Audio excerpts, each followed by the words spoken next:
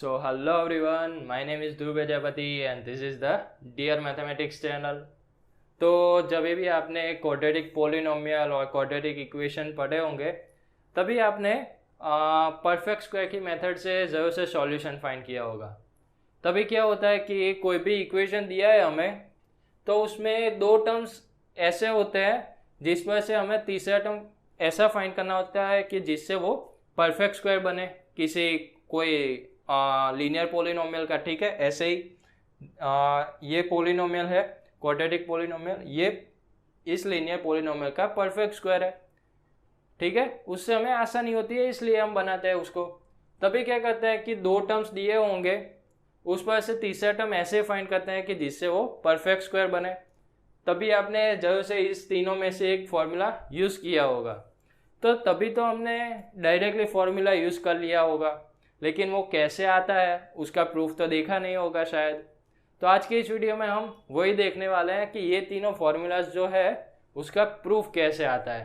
ठीक है, तो चलिए ये वीडियो स्टार्ट करते हैं और कुछ नया सीखते हैं।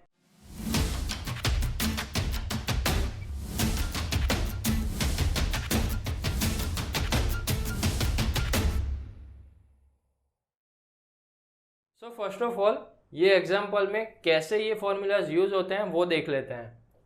कि मान लीजिए हमें कोई क्वाड्रेटिक पॉलिनोमियल दिया है, ठीक है, उसमें फर्स्ट टर्म मतलब कि एक्स स्क्वायर का कोएफिशिएंट हमें मालूम नहीं है लेकिन बाकी के दो टर्म्स हमें मालूम है।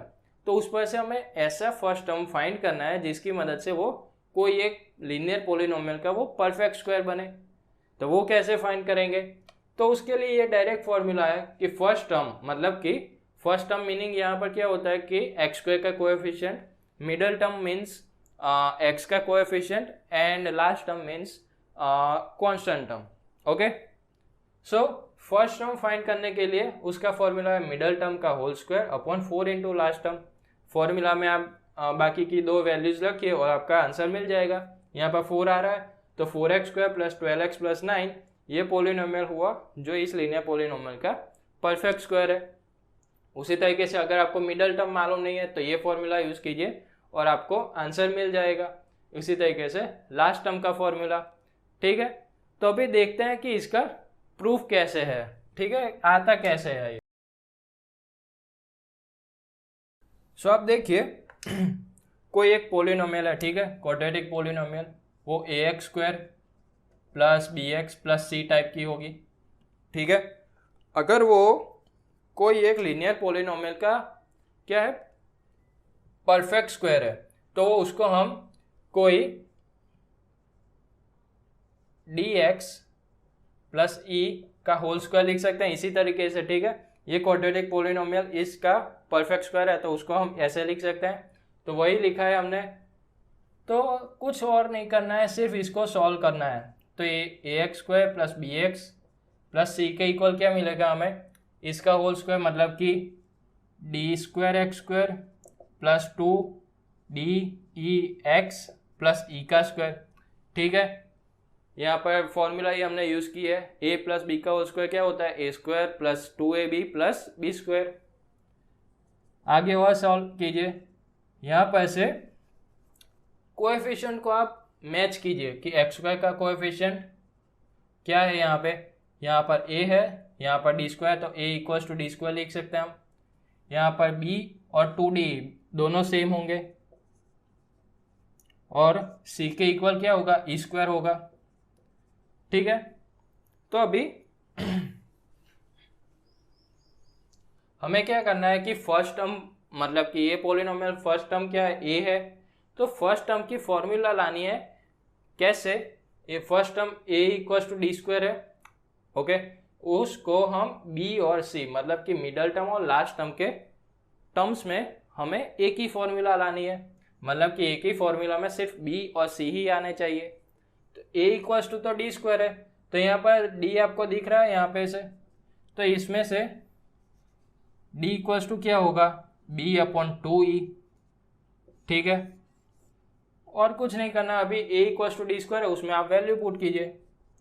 a equals to D square है तो D square D equals to तो ये मिला मतलब कि B square upon 4e square होगा।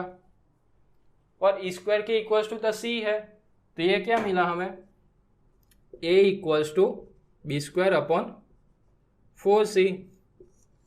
तो आप देखिए अभी इसको हम ए मतलब कि क्या था, फर्स्ट टर्म था, तो first term equals to B मतलब कि मिडल टर्म का whole square upon 4 into last term. आ गया फर्स्ट फॉर्मूला फर्स्ट टर्म का। अभी क्या करते हैं, इसमें से सी की फॉर्मूला फाइंड करनी है, तो ई चाहिए होगा, तो यहाँ पर से हमें ई चाहिए, तो क्या होगा, E equals to B upon 2d होगा। तो अभी c इक्वल्स टू तो ई स्क्वायर है, ई इक्वल्स टू ये मिला, मतलब कि B square upon 4d square होगा, और डी स्क्वायर इक्वल्स टू क्या है, ए है, तो यहाँ पर से क्या मिला, c equals to B square upon 4a। अगर हम ऐसे लिखे तो क्या होगा, last term equals to middle term का whole square upon 4 into A क्या है, फर्स्ट टर्म है, तो ये दूसरी फॉर्मूला मिली हमें। तो ये दो फॉर्मूला मिल गए, अभी तीसरी फाइंड करनी है मिडल टर्म की। मिडल टर्म मतलब कि बी की फॉर्मूला चाहिए हमें, ये सब नहीं रखते हैं, चलो अभी मिडल टर्म मतलब कि बी की फॉर्मूला चाहिए हमें। बी की फॉर्मूला में क्या है, अभी 2d और e है। क्या करिए, यहाँ पर ई स्क्वायर और डी स्क्वायर मतलब कि इन दोनों का स्क्वायर है, तो दोनों साइड स्क्वायर ले लेते हैं। दोनों साइड स्क्वायर लेंगे तो क्या होगा, B square equals to 4 D square E square, simple है। अभी डी स्क्वायर के इक्वल्स टू क्या लिखना है, D square equals to A है और E square equals to C है, तो क्या मिला हमें, B square equals to 4ac। अभी बी चाहिए हमें, तो स्क्वायर रूट लेना पड़ेगा, तो क्या होगा, बी इक्वल्स टू प्लस और minus 2 square root of ac। तो अगर हम इसको लिखने जाए तो क्या होगा, b मतलब कि middle term equals to plus और minus 2 square root of a मतलब कि first term into last term. Okay, तीनों फॉर्मूला मिल गई हमें, सिंपल था। तो एलजेब्रा में यही खासियत है कि आप कुछ भी करके उसका प्रूफ ला सकते हैं, कोई भी फॉर्मूला का, ठीक है।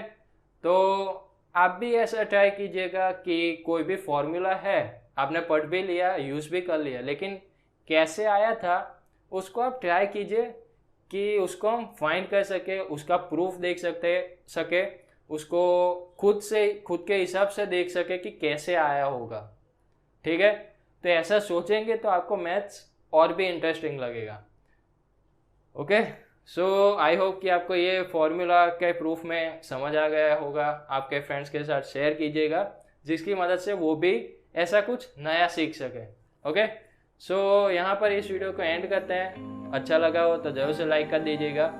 ओके, मिलेंगे नई वीडियो में, तब तक के लिए गुड बाय।